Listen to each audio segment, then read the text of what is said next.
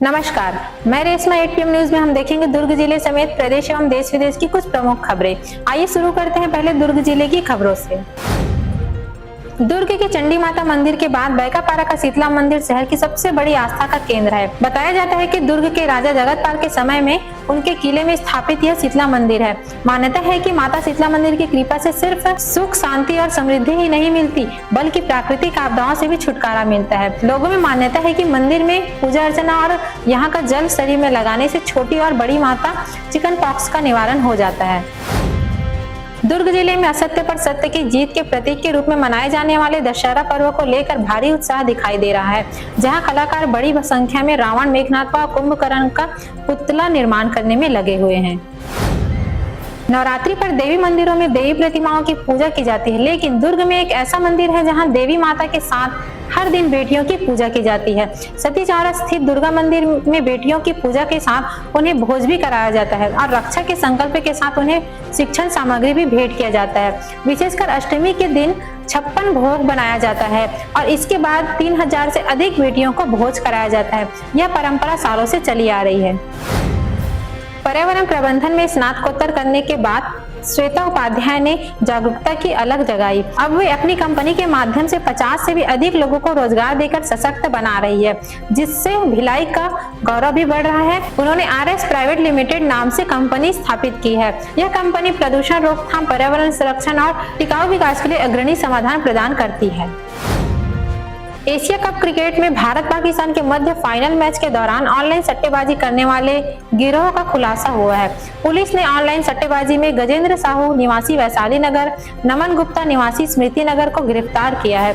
गजेंद्र साहू के कब्जे में एक मोबाइल, एक स्कूटर, 5-6 लाख रुपए के सट्टेबाजी के लेन देन का व्हाट्सएप स्क्रीनशॉट प्राप्त हुए हैं। नमन के कब्जे में 2 लाख मोबाइल, करीब 4 लाख का सट्टेबाजी से संबंधित स्क्रीनशॉट व नगद 8500 रुपये जब्त किया गया है। दोनों के खिलाफ छत्तीसगढ़ में जुआ प्रतिषेध अधिनियम की धारा 7 के तहत अपराध दर्ज कर कार्रवाई की गई।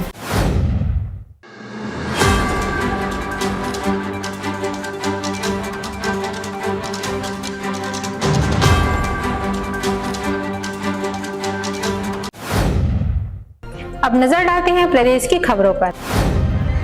मुख्यमंत्री विष्णुदेव साय ने नवरात्रि के पावन पर्व पर विगत रात्रि राजधानी रायपुर स्थित विभिन्न गरबा समारोह में शामिल हुए। उन्होंने माता रानी का दर्शन कर प्रदेश की सुख, समृद्धि एवं खुशहाली की कामना की। इन आयोजकों में समाजजनों ने मुख्यमंत्री का पारंपरिक कच्छ पगड़ी पहनाकर और तिलक लगाकर आत्मीय स्वागत किया। गरबा की धुनों और रंगारंग माहौल से मुख्यमंत्री की उपस्थिति में जन समूह में उत्साह और ऊर्जा का संचार किया। छत्तीसगढ़ में राशन वितरण व्यवस्था संभालने वाले शासकीय उचित मूल्य दुकान संचालकों ने सरकार के खिलाफ मोर्चा खोल दिया है। वर्षों से लंबित मांगों और कमीशन में बढ़ोतरी को लेकर वे अब आंदोलन के रास्ते पर उतर आए हैं। 1 अक्टूबर से पूरे प्रदेश की राशन दुकानें अनिश्चित काल के लिए बंद रहेगी और 5 अक्टूबर को चरामा से रायपुर तक 125 किलोमीटर की पद यात्रा कर मुख्यमंत्री निवास पहुंचकर 6 सूत्रीय मांगों को लेकर विरोध जताया जाएगा।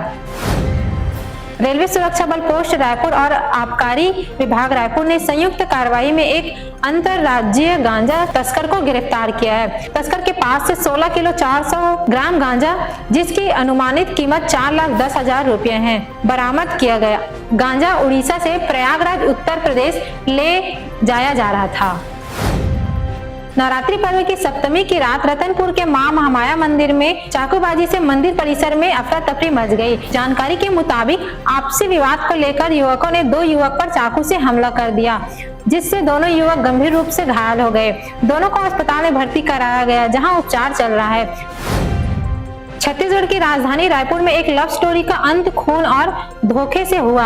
एक 16 साल की नाबालिग लड़की ने अपने प्रेमी मोहब्बत सद्दाम की हत्या कर दी। इस हत्याकांड ने पुलिस को भी हैरान कर दिया है, क्योंकि हत्या की वजह प्रेम नहीं बल्कि दबाव था। लड़की ने प्रेमी का गला तब काटा जब वह लॉज के कमरे में सो रहा था।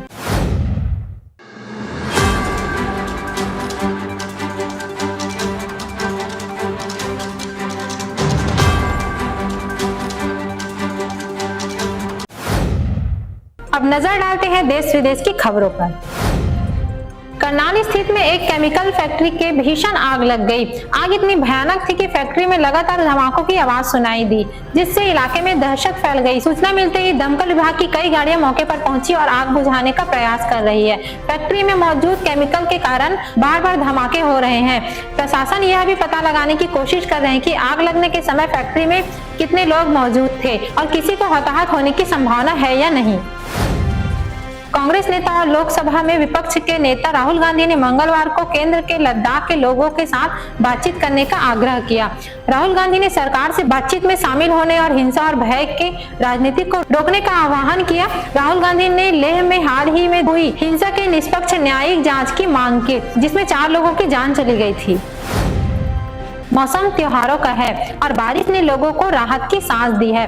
पिछले कुछ दिनों से राजधानी और इसके आसपास के इलाकों में गर्मी से लोग परेशान थे, पर कई इलाकों में सुबह से हुई बारिश से मौसम सुहावना कर दिया है। मौसम विभाग ने भविष्यवाणी की थी कि इस बार दशहरा बारिश के साथ मनेगी। मौसम विभाग के अनुसार 2 अक्टूबर तक दिल्ली एनसीआर में बादल छाए रहने की संभावना है। कनाडा सरकार ने लॉरेंस बिश्नोई गिरोह को भय का माहौल पैदा करने के लिए आतंकवादी संगठन घोषित किया है। कहा गया है कि हिंसा और आतंकी गतिविधियों के लिए कनाडा में कोई भी जगह नहीं है, खासकर उन कृत्यों के लिए जो भय का माहौल पैदा करने के लिए विशिष्ट समुदाय को निशाना बनाते हैं। इसलिए कनाडा सरकार ने बिश्नोई गिरोह को आपराधिक संहिता के तहत एक आतंकवादी संगठन घोषित किया है। इंडोनेशिया में एक बड़ा हादसा हो गया। स्कूल की एक इमारत ढहने से करीब 65 छात्र दबे होने की आशंका है। रेस्क्यू ऑपरेशन जारी है। स्कूल की इमारत जर्जर हालत में थी। घटना के 12 घंटे से भी अधिक समय बाद मंगलवार को भी छात्र को बाहर निकालने के प्रयास जारी है। कंक्रीट के मलबे में फंसे छात्रों को ऑक्सीजन और पानी पहुंचाया जा रहा है। इस हादसे में एक छात्र की मौत हो गई।